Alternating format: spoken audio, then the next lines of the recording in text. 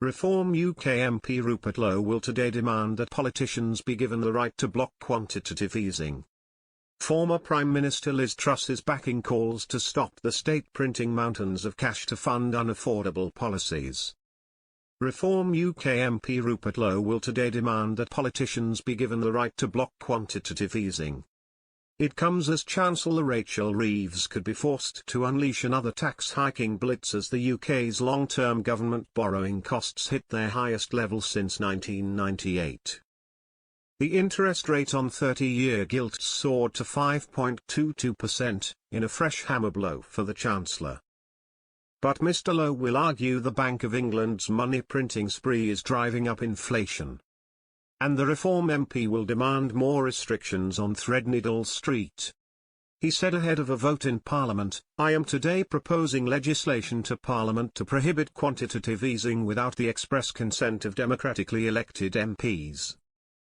Is essentially the state printing money, billions and billions, to bail itself out, devaluing all of our earnings and savings in the process. If you insert vast amounts of new cash into the system, what does that do to existing funds? It all becomes worth less. Inflation, and lots of it, has now become a mainstream tool to avoid the Darwinian reality of capitalism. I want the state to live within its means, just as the rest of us are forced to do so. It raises money through tax, it can then spend that money. It should not be permitted to print mountains of cash to fund unaffordable policies. Lockdown is the primary example of that. Let's have a state that is as accountable to its people, as the people are to the state. Former Prime Minister Liz Truss responded, "Good. The government's monetary policy should be held to account."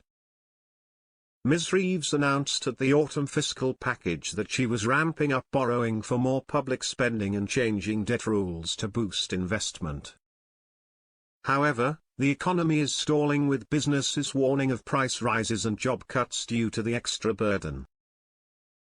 Some economists believe she will be forced to come back for more taxes to avoid austerity in the state sector.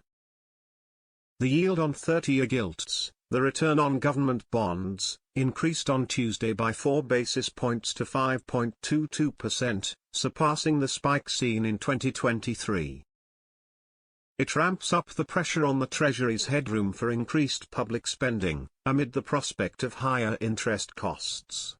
The rise comes amid a fresh barrage of bond sales and investor concerns over the threat of stagflation.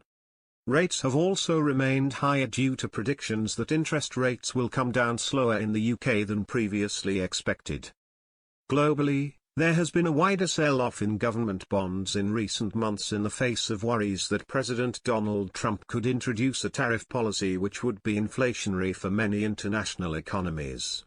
On Tuesday, the UK's Debt Management Office, DMO, sold £2.25 billion on 30-year notes, with a yield of 5.19%. It is also expected to sell a further £4.25 billion of notes on Wednesday, while the Bank of England is also reducing its balance sheet through the sale of some securities as part of its quantitative tightening process next week. Last year, the DMO said it expected to sell about £296.9 billion of notes over the 2024-25 fiscal year. Shadow Chancellor Mel Stride said the rise in gilt yields was yet more evidence Labour have driven our economy into a ditch. Writing on X, formerly Twitter, he added, "They talked it down. They taxed the life out of it. They've racked up borrowing. They killed growth. Now we are all paying the price with higher inflation, fewer jobs and lower wages."